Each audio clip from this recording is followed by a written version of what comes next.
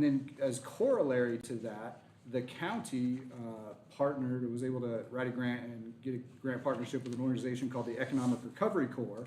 And the basic idea was, hey, send us somebody who can help us develop the capacity that we need as communities within this county to bring about these findings and to help us to find our own attainable housing solutions. And that's me. So that's kind of how all those pieces come together. We're really excited that the countywide housing assessment has been fully developed now.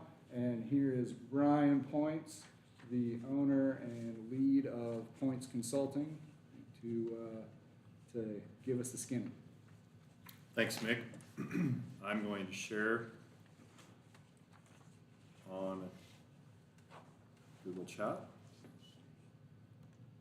While you're sharing, I'll also just mention, she's off screen, but our new countywide economic manager, Talia Hansen, is with us also to answer questions, and that the county office of economic development is particularly the county that I most directly work with in my space. Thank you. Thanks for the intro, Mick, and thanks town council members for inviting us and having us. This is my third time to Bluff, I think. It's a great place, very unique. This housing needs study that we've conducted is the culmination of over a year's worth of work. I think one of the things when somebody's dropped into San Juan County from a place like Idaho, where I'm from, the first thing that you notice is that it's not one thing, it's a lot of different things that happen to be, have a county boundary inscribed around it. So when conducting this study, we wanted to make sure that we were aware of those differences in the communities and that there are different strategies and different options for those different communities, while at the same time recognizing that we're not doing 8 separate reports for every incorporated and unincorporated community. So it was a bit of a trick. What we resolved to do to meet that is that the little booklets that Talia passed out is the full study. So that's a couple hundred pages. Volume 1 is things specific to San Juan, or things general to San Juan County, and then Volume 2 is specific details about each of the areas, each of the different communities. So that second printout that I know people not in this room don't have this, but we'll make sure you have access to all of it, is the stuff that's specific to Bluff. So the presentation that I'm going to give, which will take 20, 30 minutes, is going to be for the county overall with some specific things about Bluff, and happy to answer any questions that you have as we go along the way. I'll also point out, because I'm sure that some of you have already started looking at that, the printout for Bluff, if this always happens in small towns, that you're going to see something and you'll be like, that's wrong. I'm not going to argue with you at all on that. It's statistics, it's margins of error, it's the way that it is. We took everything we could possibly find, including things from your own community members who had counted things, collected information. So we did our best with it, and I hope you're happy with it. I don't know if there's a tremendous amount of surprises for you all either. I think that the town is small enough and you all have enough of a grasp of it that it's pretty clear to you as it is. Though I do think there's probably value in having it all in one place, right? Because it touches on water and short-term rentals and housing units and zoning and all that kind of stuff. So without further ado, I'll get into the presentation. My company, I'm the principal and owner of the company. I've got a team of about 6 people that work with me on projects related to economic development, land use, and real estate. So things like housing needs assessment are right up our alley. And here's an example of some of the other places that we've worked is on the slides here, or have worked or are currently working. Another element that I think is helpful in the San Juan County context is we've worked with a lot of tribal communities, either directly or indirectly. So I feel like San Juan County is a case where it's indirect. The Navajo Nation isn't directly contracted with us, but it's our job to make sure we're connecting with them. But we've had cases, working with the Nez Perce tribe, for example, on a housing study for them, which we're going to present on Friday. Housing assessment is designed to look at supply and demand and to figure out, in an ideal market, neoclassical economics would tell you that supply and demand are going to meet at a spot where it hits equilibrium. right? And you have no inefficiencies in the market. That doesn't always happen. So the question is, why is that not happening? What are the constraints? What things are preventing that from happening? Is it a lack of information? Perhaps developers don't know about the demand. Is it a lack of is it a perception that's different from reality? Maybe people feel like, well, we need more housing here, but when the developers look at it, they say you don't have sufficient demand for us to come there. Those are the types of things that we're trying to help the community figure out. And inevitably, it does get into land use conventions and zoning code and stuff like that. Every community can kind of chart their own future to some extent on that front. Nationally, the rough number is about 75-78% of lands that are in incorporated areas are zoned exclusively for single-family housing. And I mean exclusively, right? So there is no other things that you can do in those spots. That's not the only reason, but it's one of the reasons that housing has become unattainable and overpriced in America. So that's something that communities have to look at themselves and be like, are we contributing to this in any way? And fortunately, in the United States, the federal government has almost nothing to say about local land use. States do. And there are things that you need to be, that's where I shouldn't say nothing. You can make laws that disregard property rights that get you in trouble with the federal government, right? But that's the only place. Other than that, you can kind of chart your own future. And I know that you all have strong opinions about that, and you want to be different from some of the communities around you, and that's totally fine. So why do a housing assessment?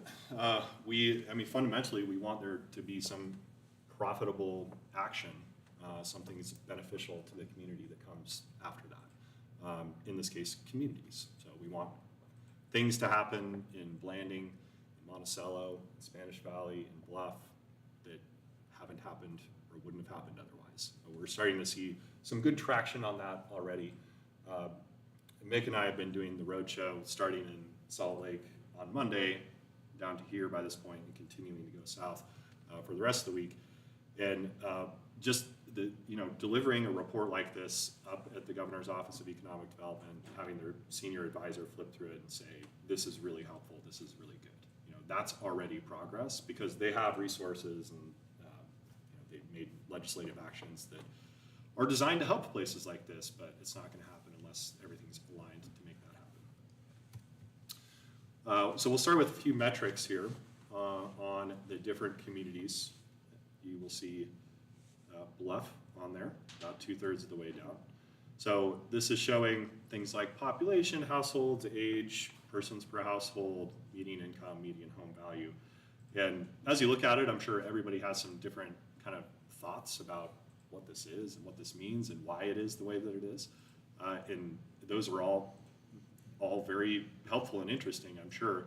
One of the things that I get out of this is just visually seeing the high level of diversity among the communities that are in the county.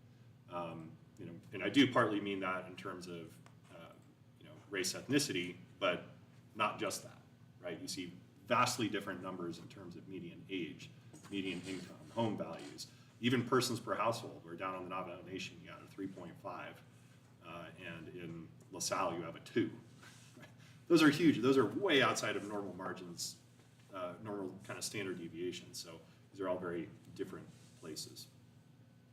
Navajo Nation is big, statistically speaking, both in terms of land and in terms of people. I'm confident that this 5,867 is an undercount for numerous reasons, but it's the closest that we can get. So, if you're using that number, that's, just for people living on the res, that's 1/3 of the county, right? And that's not counting the people who identify or ethnographically are Navajo and are living in other places like Bluff or Blanding or whatever. So it's something that in itself is worth paying attention to.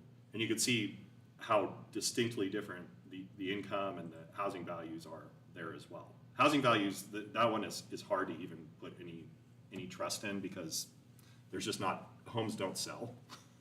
Once somebody gets a home site lease and they're in it for life pretty much. So there's no real market to gauge, but the median incomes are obviously pretty low. So there's some metrics and statistics, and the next thing we're looking at here is the county population forecast.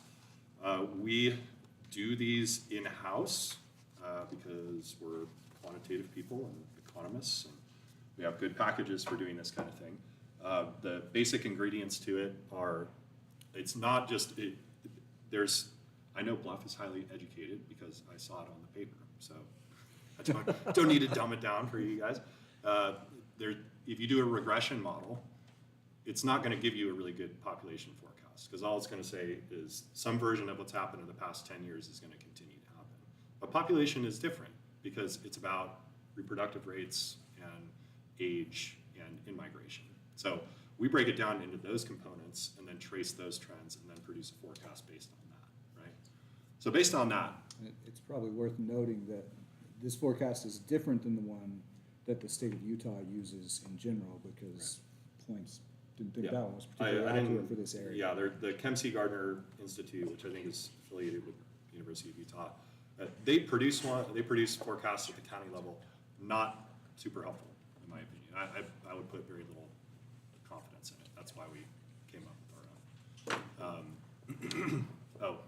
Thanks for that. I think we're having hard I wasn't time sure if hearing this you. one was working, so, all right. Try that. Hopefully that's better for everybody. And give us a thumbs up if that sounds better, Ann. Say something. Testing. Say something. We got a really thumbs loud. up That's from better. somebody. Okay. All right, thank you. All right, so we look at all of those kind of underlying trends. What that tells us is that if we follow out the status quo for San Juan County, you are in for some population decline, but not to a radical level, right? So currently you're right around 14, 15,000 now. You were at 15,000. It has actually gone down in the past few years. If this trend continues, it will drop to around 12,000, which is the lowest that it has been since 1987. So that's not a super optimistic future, but it's not inevitable. That's just if all else kind of remains the same. If you have changes to economic development, if you have job growth, if you're able to actually add more housing units to get the people who work here to actually live in the county, that's a big problem in the middle of the county as well. Those are all things that can help you kind of turn this situation around. So that's the population forecast, and then we translate that into a housing forecast as well. So same ingredients, but this also takes into account number of persons per household and a few other things. The status quo here, if you just stop and think about this, what happens in a community that was, say, this big, and then it goes down concentrically. Well, you'll have more housing vacancy, and when you have housing vacancy, it's not too long until those units become blight in a sense, because they're the roof is caving in, or other problems like that. When that happens at your neighbor's house or at multiple neighbors' houses, your property values start to go down, and not because there's anything wrong with your house, just because it's kind of a community-wide metric, right? So that's a trajectory that's not pretty, and I've seen it in certain places in kind of the Midwest and in the Northeast. So you don't want to go down that path. That leads to disinvestment, leads to people moving out, that kind of stuff. On the more optimistic trend, this would again be more jobs, more retention of talent, a little bit more housing diversity, right? So in a place like Bluff, I think you all are aware that really the biggest missing ingredient is workforce housing. And it doesn't mean you have to completely transform the city to get that, but if you get a little bit of that, if you get 10 units or 15 units or something like that, then you start to kind of turn this around into a more optimistic direction. So here are the different types in the two different forecasts. We don't want to force feed density on anybody. So in either of these forecasts, single family detached remains the primary type of housing. That at the national level is the norm in America. It's, I want to say 65, 70% of all housing. In San Juan County, it's 75, 80%. So we're not dropping that below, I think 70 was our lower limit for the optimistic scenario. That's still going to be the norm. You're still going to need more of those types of housing. We're not advocating for taking them down or anything like that. What we're saying is if you take some of this infill opportunity that exists, what's going to go there? You need to make that decision. Are you going to put, if you got 2 acres, are you going to put 2 single-family homes on it, or are you going to put 8 middle-density homes in that area? Both have very different effects. Multifamily is, I would say, probably not well suited to Bluff, but it is well suited to a place like Blanding and potentially Monticello as well. So we didn't break this out by community, so I'm just kind of telling you guys what it probably means for you versus what you see on paper. Affordability. These donut charts compare basically median income to the list price on MLS at the snapshot in time, and then we run it through a mortgage amortization model and all that kind of magic stuff to get numbers. So, generally, this is one of the big key findings of the study, I would say, is that San Juan County is in less worse shape than a lot of other places, right? So there's a lot of places in Utah where it's a lot harder to afford something than it is here. But underlying that, it's much different community to community. So Monticello and Blanding, half of the population, roughly half of the adult population could afford to buy a house. Now, a lot of them already own a house, so they're not looking to buy another one, but just theoretically they are. You should switch that down to Bluff, and that ratio gets a little bit smaller, right? So now you're looking at maybe 2/3 of your population cannot afford to